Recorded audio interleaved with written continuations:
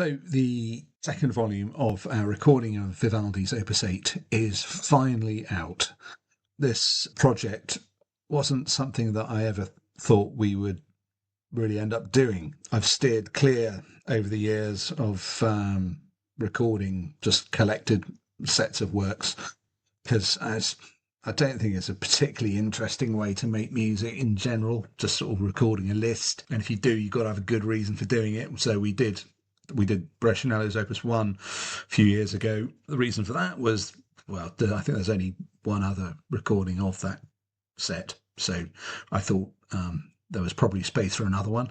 The reason that we decided to record the Opus 8 was actually because we were going to be celebrating our 30th anniversary, whilst Vivaldi, behind the pearly gates upstairs, was celebrating the 300th anniversary of the publication of his Opus 8. So it seemed like an opportunity too good to pass up on. I've known these concertos for decades. They are brilliant pieces, but obviously got to know them a lot better as we've been recording them, and it really strikes me. I mean, it's really vintage Vivaldi. There's not a duff note in there, and what I find is really amazing is that Vivaldi sort of takes you on this journey of 12 concertos. It's a bit like going from, if you take a road trip, if you visit 12 places on your road trip, then the place A is not going to be that different to place B. Place B not different, that much different to place C. But by the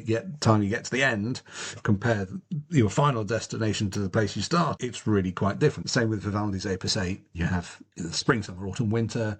Sea Storm relates nicely to the seasons. And then you have this sort of moral wagging of the finger with Piacere. Book 2, bit strange because there's only one concerto in Book 2 that has a title, but you start with 3 minor key concertos, which is unusual, I would say, and then followed by 3 major key concertos. The first 2 concertos have sort of rather meditative opening movements, whilst the finales of both of those 2 concertos are real sort of head-banging Vivaldi allegros. And then you've got the Caccia, which is a great throwback to La Caccia from Autumn. You've got the D major concerto, which is, like, for me, that's the one that clinches the crown. And then this beautiful C major concerto, which concludes the set.